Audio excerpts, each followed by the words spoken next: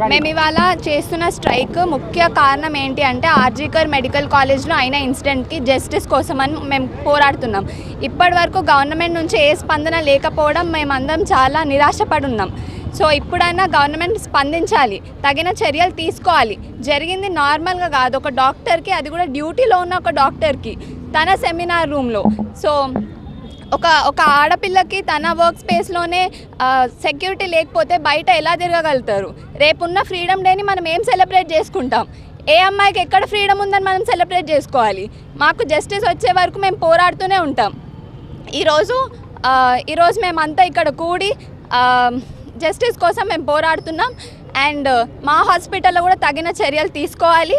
దీనికి గవర్నమెంట్ త్వరగా స్పందించాలని మేము కోరుతున్నాం. ఇలాంటి ఇన్సిడెంట్ మళ్ళీ అవ్వకుండా కఠిన చర్యలు తీసుకోవాలి, నిందితుల్ని శిక్షించాలి, ఉరి తీయాలనేసి మేము కోరుతున్నాం. Thank you. మన దేశంలో ఎలాంటి ఫ్రీడమ్ ఉంది అని అంటే ఒక డాక్టర్ని కొట్టొచ్చు, తిట్టొచ్చు, స్టాబ్ చేయొచ్చు, అంటే పొడిచి చంపేయచ్చు. తమిళనాడులో జరిగింది. ఒక డాక్టర్ని అనస్థీసియా ఇచ్చి చంపేయచ్చు. ఇది కేఎంసీ మెడికల్ కాలేజ్లో జరిగింది. అలాగే ఇప్పుడు రేప్ చేసి కూడా చంపొచ్చు. ఇంత ఫ్రీడమ్ ఉంది దేశంలో. ఇలాంటి ఫ్రీడమ్ మాకు అవసరం లేదు. ఈ ఫ్రీడమ్ గవర్నమెంట్నే తీసుకోమని చెప్పండి. మాకు రూల్స్ కావాలి, రెగ్యులేషన్స్ కావాలి, ప్రొటెక్షన్ కావాలి. అండ్ మెయిన్ థింగ్, ఆ ఆర్జీకర్ మెడికల్ కాలేజ్ ప్రిన్సిపల్ని మాకు అప్పగించాలి.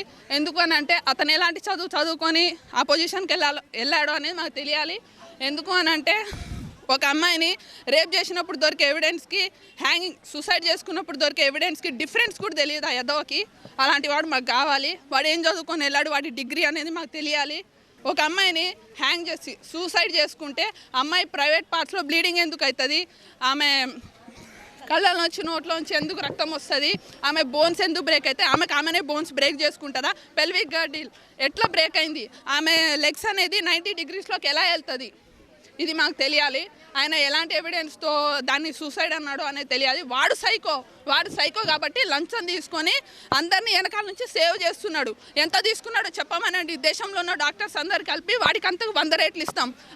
ఎవరైతే అక్యూజ్డ్ ఉన్నారో వాళ్ళు మాకు అప్పగించండి. వాళ్ళకి మేము ఇచ్చే ట్రీట్మెంట్ ప్రపంచంలో ఏ డాక్టర్ మీద కూడా ఏ ఒక్కడు కూడా కన్నెత్తి చూడడానికి కూడా భయపడే అంత గొప్ప ట్రీట్మెంట్ ఇస్తాం మేము. 9th ఆగస్ట్ రోజు కోల్కతాలో పీజీ సెకండ్ ఇయర్ స్టూడెంట్ అంటే రెసిడెంట్ డాక్టర్ని బ్రూటల్గా రేప్ చేసి మర్డర్ చేసిండ్రు. రేపు 78th independence day of India, అంటే 78 సంవత్సరాలు అవుతుంది మనకి స్వాతంత్రం వచ్చి. కానీ ఎందుకు జరుపుకుంటున్నాం? అసలు మనకు అర్హత ఉందా?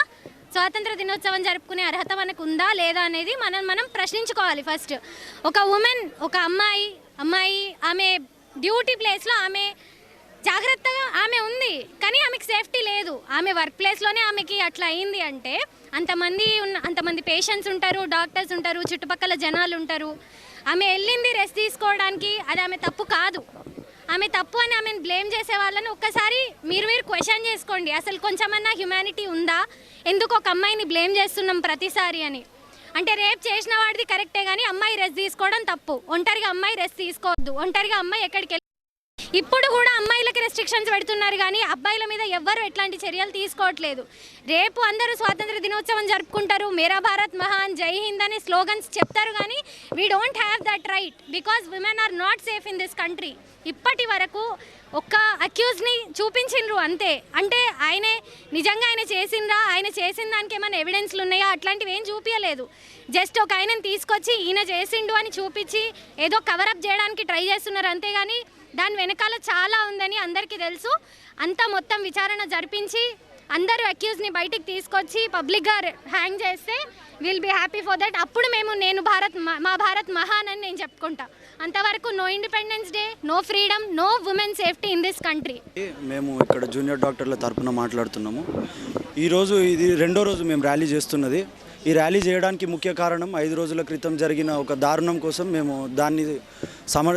దానికి న్యాయం జరపాలని మేము ఈ ర్యాలీ చేస్తున్నాము. ఒక 31 ఏళ్ల PG doctor, second year PG, Kolkata RGKR medical కాలేజ్లో ఈ దారుణం జరిగింది. ఆ ఇన్సిడెంట్ జరిగినప్పుడు కానీ ఆ ఇన్సిడెంట్ జరిగిన 6 గంటల వరకు వాళ్ళ తల్లిదండ్రులకు కూడా విక్టిమ్ యొక్క మృతదేహాన్ని కూడా చూపించడానికి ముందుకు రాలేదు అడ్మినిస్ట్రేషన్ వాళ్ళు. అడ్మినిస్ట్రేషన్ దాని మీద నుంచి రేపు మర్డర్ జరిగిందని వాళ్ళ కన్ఫర్మేషన్ ఉన్నా కానీ ఆ అమ్మాయి సూసైడ్ చేసుకుందని మీడియాకి బయటికి ప్రచారం చేశారు. అంటే ఇందులో తప్పెక్కడ జరుగుతుంది?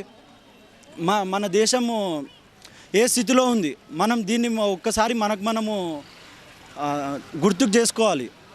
ప్రతిసారి చాలా విషయాలు జరుగుతున్నాయి ఇట్లా, ఈ పదే పదే ఎందుకు రిపీట్ అవుతున్నాయి? గవర్నమెంట్ ఏం చేస్తుంది? దీనికి స్పందించాలి. నిందితులు ఒక్కరు ఖచ్చితంగా లేరు. ఫోరెన్సిక్ రిపోర్ట్లో కానీ పోస్ట్ మార్టం రిపోర్ట్లో కానీ క్లియర్గా నిర్ధారణ జరిగింది. ఒక్కరు కాదు, ఫోరెన్సిక్ రిపోర్ట్ ప్రకారం మాత్రం 8 నుంచి 10 మంది వరకు దీంట్లో ఉండొచ్చు అని క్లియర్గా ఫోరెన్సిక్ వాళ్ళు నిర్ధారించారు.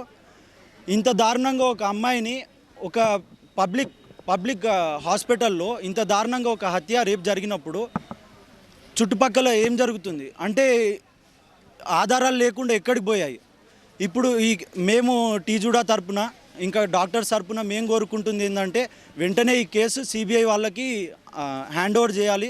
అలాగే సెంట్రల్ ప్రొటెక్షన్ యాక్ట్ కూడా ఎంత త్వరగా అయితే అంత త్వరగా డాక్టర్ల భద్రత కొరకు సెంట్రల్ ప్రొటెక్షన్ యాక్ట్ కూడా ఇంప్లిమెంట్ చేయాలి.